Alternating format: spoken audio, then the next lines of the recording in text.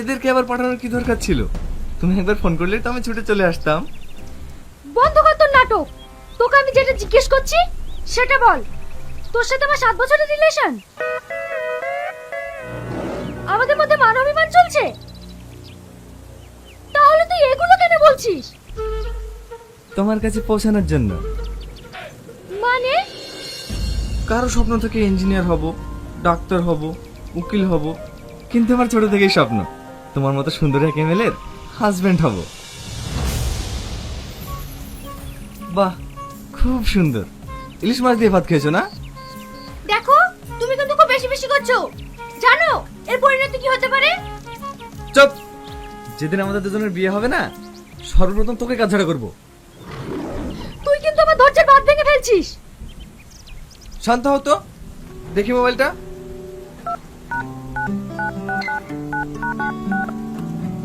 নাম্বারটা সেভ করে দিলাম, যখন মন চাইবে কল করো। টাটা।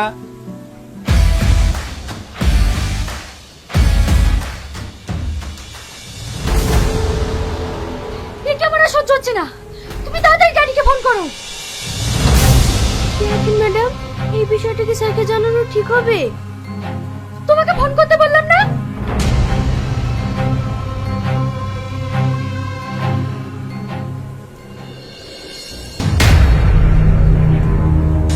স্যার, তুহিনা ফোন করেছে।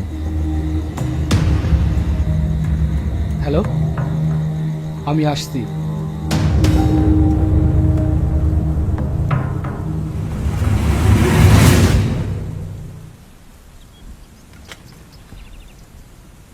আজকের বিশেষ খবর, হোম মিনিস্টার স্বয়ং দিল্লি থেকে নবাবগঞ্জে আসছে।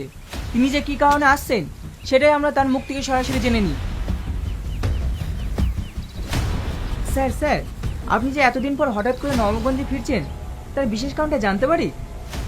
আমার সেখানে কিছু কাজ আছে, তার জন্যই আমি ওখানে যাচ্ছি। স্যার, আমরা শুনলাম আপনার মেয়ে একটা ছেলেকে ভালোবাসে, এটা কি সত্য? দেখুন, এই বিষয়ে আমি কিছু বলতে চাই না। Sir sir, plan success. দেখ আগুন, তুই এখানে কিছুদিনের জন্য ঘুরতে এসেছি, তুই এইসব কেন করছিস বলতো? সময় হোক, সব জানতে পারবি।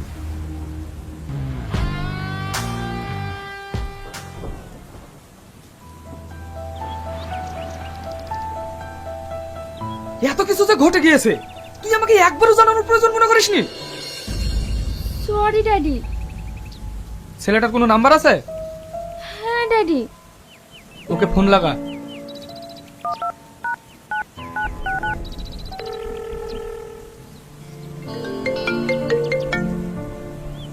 হ্যালো। হ্যাঁ জান, বলো। দেখেছো ড্যাডি, কতটা অসভ্য। কথা বল। তুমি কোথায় আছো? আমি তো তোমার মনের মধ্যেই আছি। কেন, শ্বশুরমশাই কিছু বলছে নাকি? তুমি জানলে কি করে? দেখেছো ড্যাডি, তুমি যেখানে এসেছো ও সব জেনে গেছে। হাই শ্বশুরমশাই, কেমন আছেন? এই, তুই কাকে কি বলছিস জানিস? আমি হোম মিনিস্টার। আমার মেয়ের পিছনে লাগা, এর পরিণাম কি হবে তুই জানিস? দেখেন শ্বশুরমশাই, আমরা দুজন দুজনকে অনেক ভালোবাসি। আপনি আমাদের মধ্যে পথের কাঁটা হয়ে দাঁড়ায়েন না। শোন, তোকে এখনো বলছি, তুই আমার মেয়ের পিছন ছেড়ে দে, নাহলে তোকে পিস পিস করে কেটে পাগলা কুত্তা দিয়ে খাওয়াবো। দেখেন শ্বশুরমশাই, আমি অন্য প্রেমিকদের মতো ভীতু প্রেমিক না। আমি লায়লা মজনুর মতো আপনার মেয়ের সাথে ইতিহাস গড়তে চাই, যাতে প্রত্যেকটা ছেলে মেয়ের মুখে আমার আর আপনার মেয়ের নাম থাকে। এই, তোর যদি সাহস থাকে তাহলে 1 ঘন্টার মধ্যে তুই আমার সামনে এসে দেখা। এই 1 ঘন্টা কেন শ্বশুরমশাই, আমি 1 মিনিটের মধ্যে আসছি।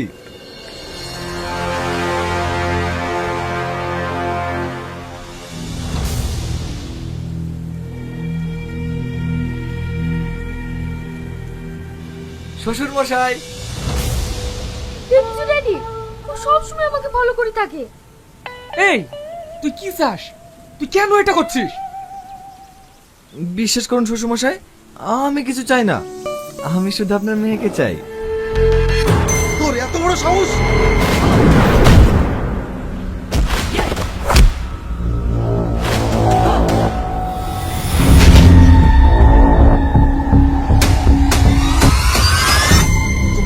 করে বলছি, তুই আমার মেয়ের লাইফ থেকে সরে যা, না হলে না হলে কি শ্বশুর মশাই, আপনি আমার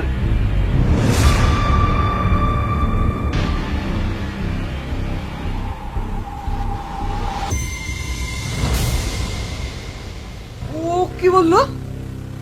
স্যার আপনি ওর বা তুই তো মরবি, তোর মরণ তো আমার হাতে লেখা আছে।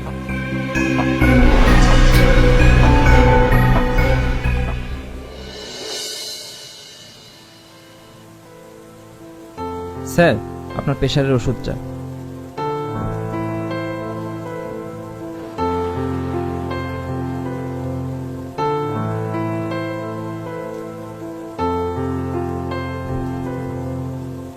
স্যার আপনি এসব ছোটখাটো বিষয় নিয়ে চিন্তা করেন না। তোমার এটা ছোটখাটো বিষয় মনে হচ্ছে?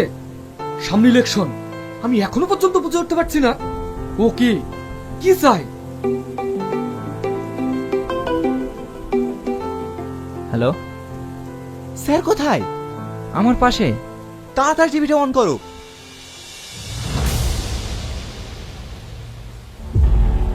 দেখেন, এখানে আমার কোনো দোষ নেই, আমি শুধু অনুষ্ঠান মেয়েকে ভালোই বেসেছিলাম, আমার ভালোবাসার মধ্যে একটু ভেজাল নাই।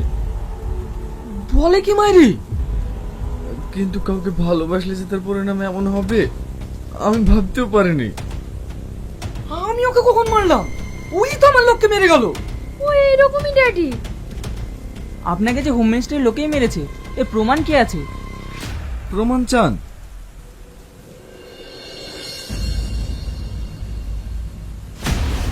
শোন, তোকে এখনো বলছি, তুই আমার মেয়ের পিছন ছেড়ে দে, না হলে তোকে পিস পিস করে কেটে পাগলা কুত্তা দিয়ে খাওয়াবো।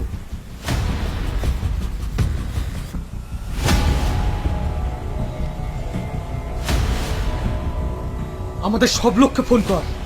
ও কে, কোথা থেকে এসেছে, ও কি চাই, এই সব ডিটেলস আমার 8 ঘন্টার মধ্যে চাই। Okay sir.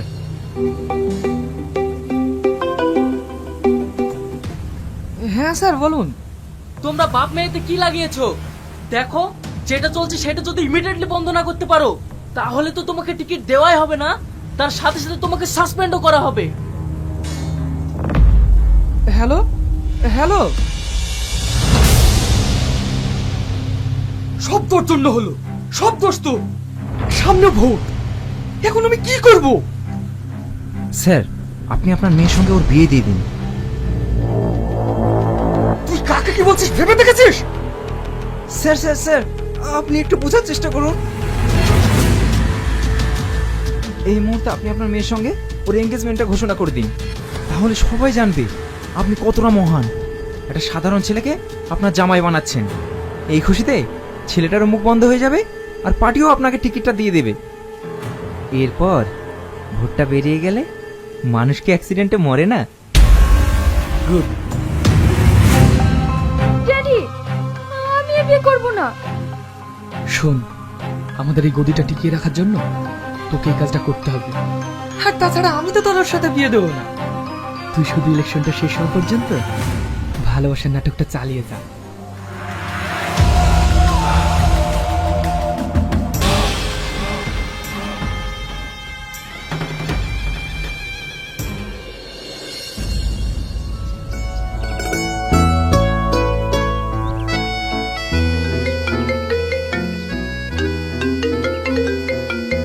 কে ইয়াসিন, তোর ভাই ফোন করেছে।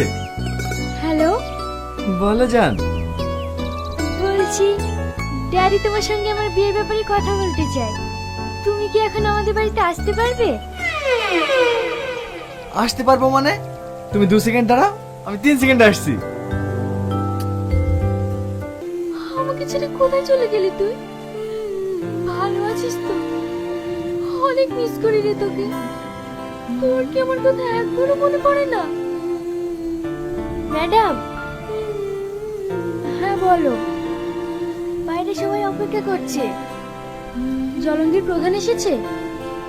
হ্যাঁ ম্যাডাম, আপনার জন্য অপেক্ষা করছে। ঠিক আছে চলো।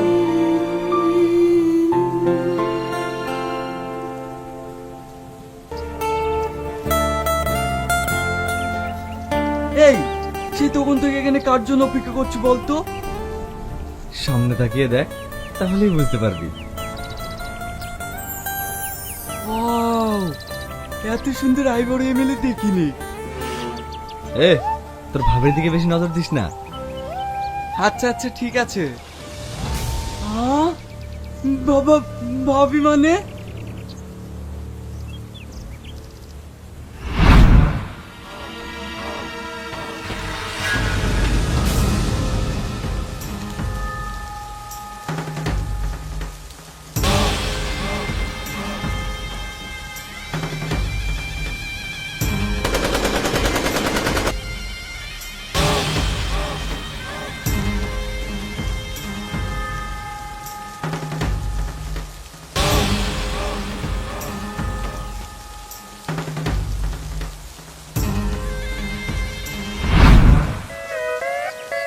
যেটা ভাবছিস সেটা কিছুই হবে না, এদিকে আয়।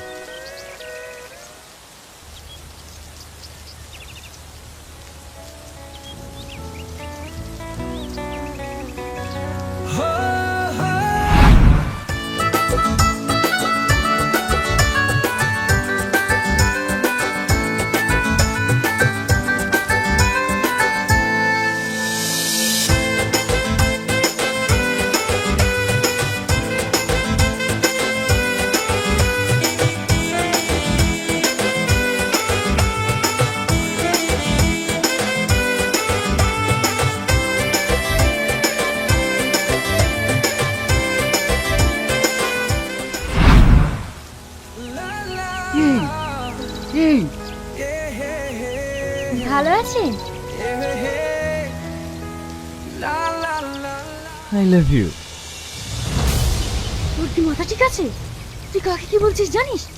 এটা পাবলিক প্লেস বলে তুই বেঁচে গেলি। এর জন্যই তো সাহস পেলাম। তবে আপনি কিন্তু সেই দেখতে। তোকে না? তোমাকে না সেই লাগছে।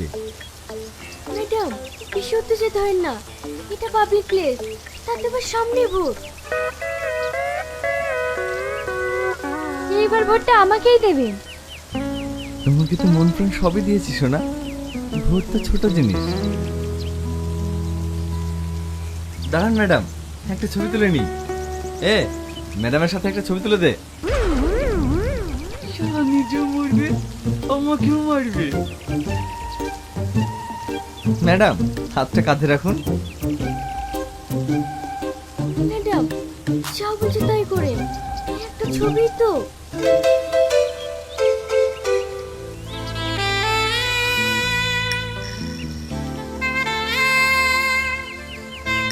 তোকে আমি দেখে নেব।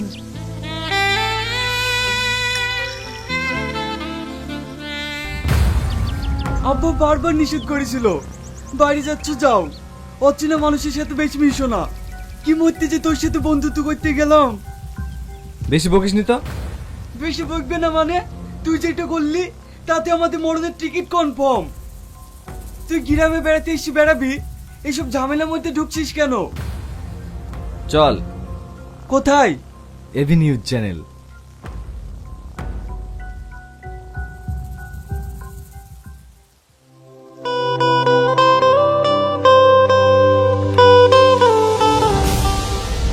ম্যাডাম, আপনি উত্তেজিত হবেন না, একটু শান্ত হন।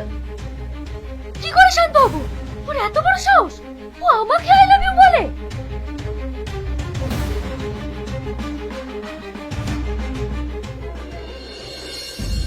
ম্যাডাম, এইদিকে দেখুন। এমএলএ ম্যাডাম হঠাৎ করে আপনার গলা ধরলো কেন? দেখুন, ভালোবাসার মধ্যে এরকম টুকটাক ঝামেলা হতেই পারে। এখন আপনি যদি অন্য একটা ছেলের সঙ্গে কথা বলেন, তাহলে আপনার সামনে রাগ করবে না? মানে? আমরা দুজন দুজনকে 7 বছর থেকে ভালোবাসি। কি? হ্যাঁ, কাল আমার এক বান্ধবীর সঙ্গে কথা বলতে দেখে ওর একটু অভিমান হয়েছে। আমি এতে কিছু মনে করিনি। আসলে আমাকে অনেক ভালোবাসে তো। ভালোবাসার মাঝখানে একটু আধটু শাসন করার অধিকার সবার আছে। এই দেখুন, ওর নাম করতে না করতেই কল চলে এসেছে। হ্যাঁ জান, তোমার ব্যাপারেই কথা বলছিলাম। সরি সোনা, আমি আর কারোর সঙ্গে কথা বলবো না। আচ্ছা ঠিক আছে, তোমার ভোট বেরোলেই আমরা দার্জিলিং ঘুরতে যাব। আমি ওকে কখন কল করলাম?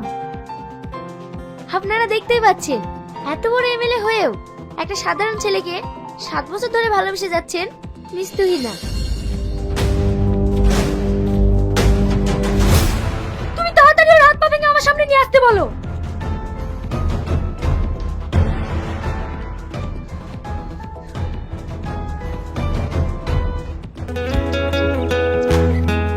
দাদা, আরো 4টি চা আর একটা সিগারেট দাও।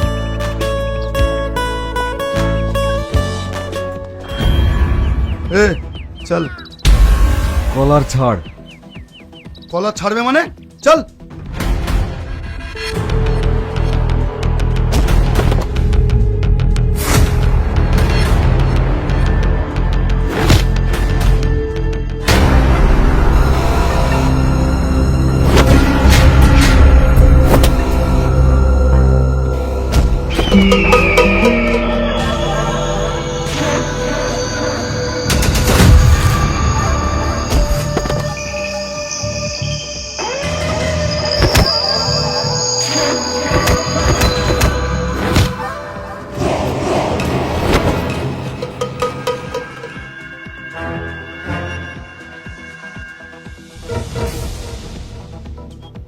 চলো না ভাই, এমএলএ ম্যাডাম তোমাকে ডেকে পাঠিয়েছে। সেটা আগে বলবি তো।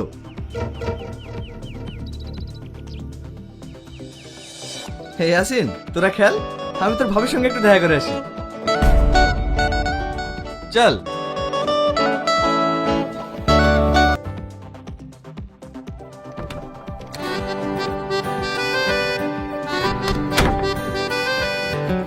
বলেন শ্বশুর মশাই। আমি তোমাদের এঙ্গেজমেন্টটা ভোটের আগে সারতে চাই। হ্যাঁ, এই তো দেখছি মেঘনা সাথেই বৃষ্টি। শ্বশুর আব্বা, আমার আংটি সাইজ কিন্তু 19।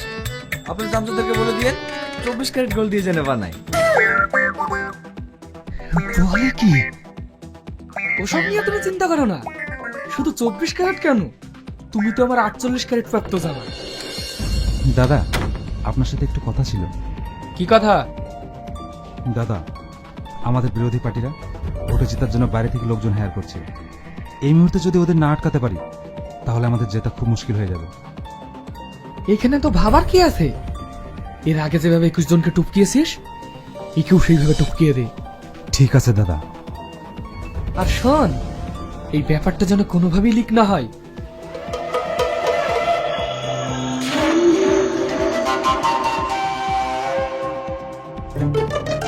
আর হ্যাঁ, আজ থেকে তুমি এই বাড়িতেই থাকবে। শোন, ওকে ওর রুমটা দেখিয়ে দে। ঠিক আছে দাদা।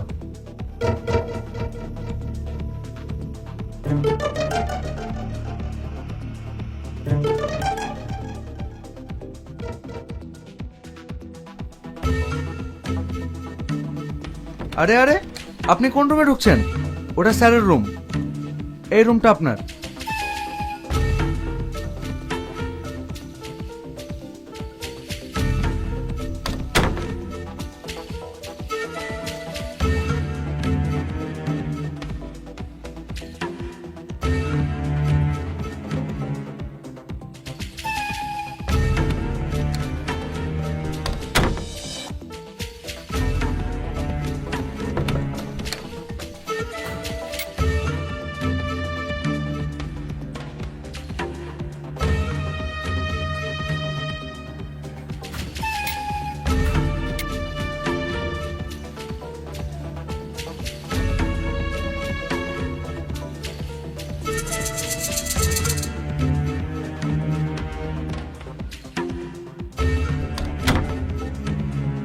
এবার তোকে কি বাঁচাবে? তুমি এই ঘরে কি করছো? শ্বশুর আব্বার ঘরটা একটু ঘুরে দেখছিলাম। তুমি তাড়াতাড়ি এই ঘর থেকে চলো। এই ঘরে ড্যাডি কাউকে প্রবেশ করতে দেয় না।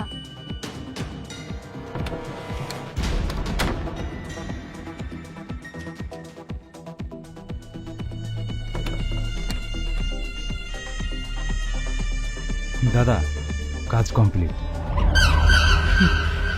আমার সঙ্গে পাঙ্গা নেওয়া?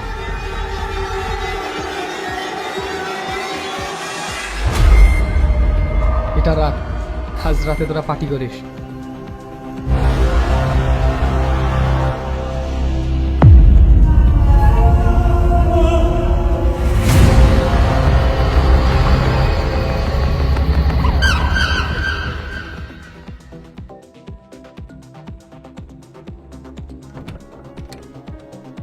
স্যার আপনার সঙ্গে একজন দেখা করতে চাই। ভিতরে পাঠিয়ে দাও।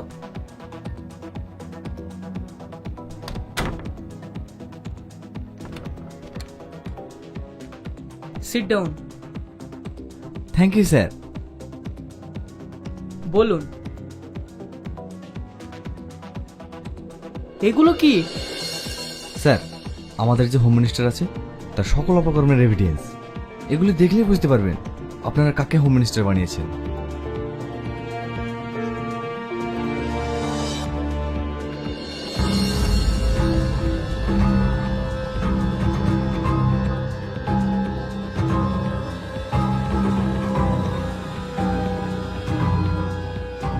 তোমরা কারা? আমাকে মেরো না। তোমরা যা চাইবে আমি সব দেবো। আপনাকে মারার ইচ্ছা আমার ছিল না, কিন্তু কি করবো বলুন, হোম মিনিস্টারের অর্ডার।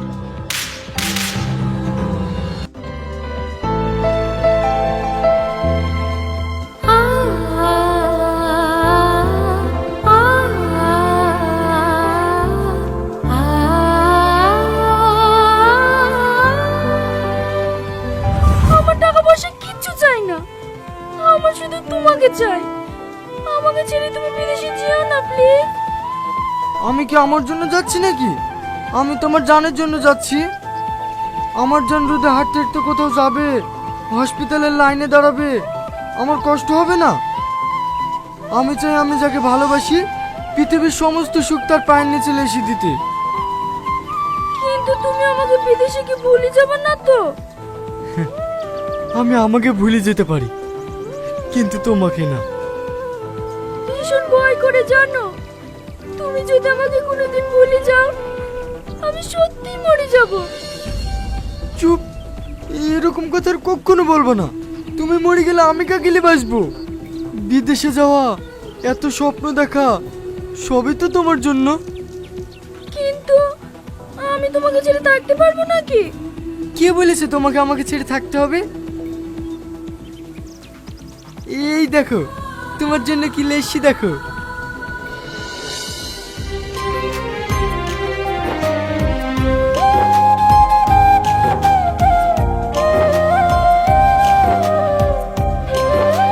আমি সব সময় তোমার সঙ্গে থাকবো।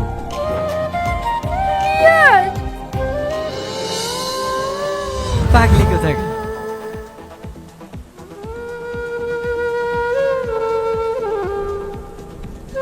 বুড়ি বুড়ি আসিমা,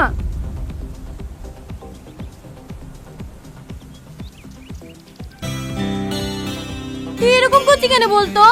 তোর লেগে বাড়ির সব বাড়ির মন খারাপ, কেউ ঠিক মতো খাওয়া দাওয়া করেনি।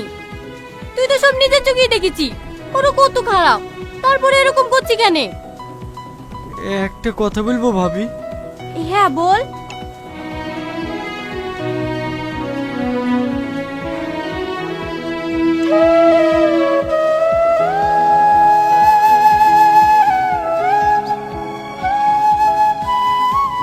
এই দেখো বিদেশ থেকে এটা তুহিনের জন্য লেসি, ওর সাথে তো দেখা হলো না। এই গিফটটা তুমি তুহিনাকে দিয়ে আসতে পারবা? হ্যাঁ পারবো, তুই শুধু আমার দেওর না, তুই আমার ছোট ভাই, তোর জন্য এটুকু করতে পারবো না? তুমি শুধু আমার কষ্টটা বোঝো, আর কেউ বোঝে না। তুই নাকি বলো না ভাবি 5 মিনিটের জন্য তালতলার ওই পুকুর পাড়ে আমার সাথে দেখা করতে। আমি শুধু একবার ওর সাথে দেখা করতে চাই। তারপর তোমরা যা বলবা আমি সব শুনবো। আচ্ছা ঠিক আছে, ও আসবে, যেভাবেই হোক ওকে আমি নিয়ে আসবো, ঠিক আছে? ঠিক আছে।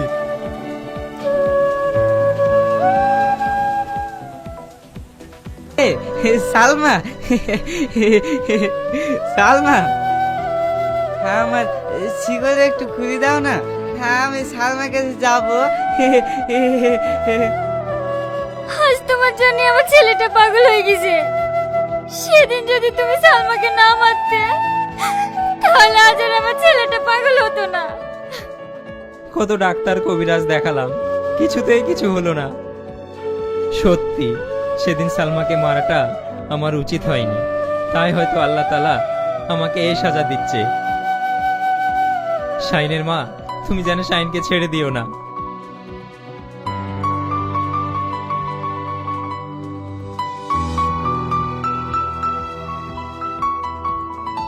শাহিন, তুমি খাচ্ছ না কেন?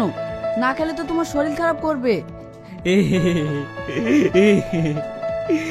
আচ্ছা মমিন, তুমি আমাকে ছেড়ে দাও না, তাহলে আমি যদি খাবো।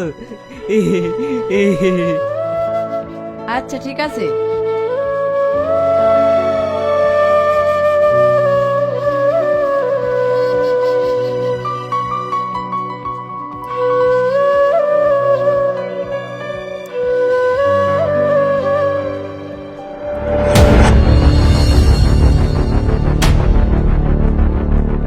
এই মমিন, এ তুই কি করলি? শাইনের শিকল খুলে দিলি? যা ওকে ধরে নিয়ে আয়, নাহলে ও কখন কি করে বসে তার কোনো ঠিক নেই। আচ্ছা জমিদার বাবু, আমি এক্ষুনি যাচ্ছি।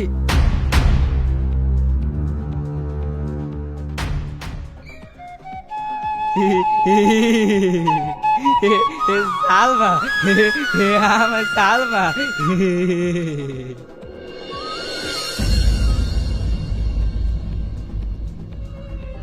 কেউ ও কি শাহিন? ওকে তো শাহিনের মতো লাগছে। কিরে মা, কোথায় যাচ্ছি? সাপের খেলা দেখায়, দাঁতের পোকা ফেলায়, মাঝার ব্যথা সারায়, ছেলে না হলে ওষুধ দিয়ে থাকি। ও বেদিনী মা, একটু এদিকে আসেন। হ্যাঁ কি বলবি বল, আমাদের আবার দেরি হয়ে যাচ্ছে, বাড়ি যেতে হবে বটে। একটু ভিতরে আসেন, চল দেখি।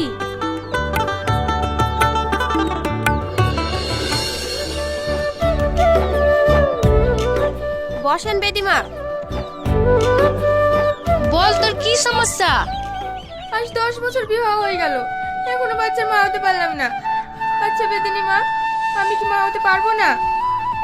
পারবে পারবে, অবশ্যই মা হতে পারবে। দিদিমা যখন চলে এসেছে, তোর আর কোনো চিন্তা করাই বটে। কিন্তু তোকে একটু খরচ করতে হবে, পারবি তো? 501 টাকা ইনামি দিতে। আমি সব পারবো বোন, টাকা নিয়ে কোনো চিন্তা করতে হবে না, আমি শুধু মা হতে চাই। এই লে, এই ওষুধগুলো বাসি পেটে খাবি, আশা করি তুই মা হয়ে যাবি। তাড়াতাড়ি চলো দিদিমা, সন্ধ্যা লেগে গেলে পার পাবো ক্লাই। এ দিদি, আমাদের টাকাটা দিয়ে দে, আমরা চলে যাব।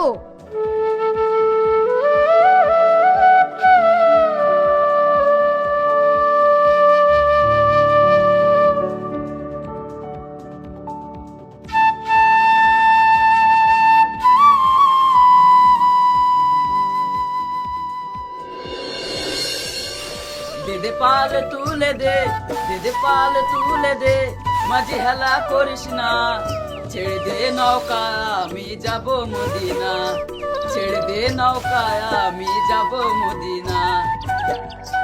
কি গো মাসি, আজ তো লেট কেনে? ওঠো ওঠো, তাড়াতাড়ি ওঠো। দেখিস সালমা, আস্তে উঠিস, পড়ে যাস না জানো।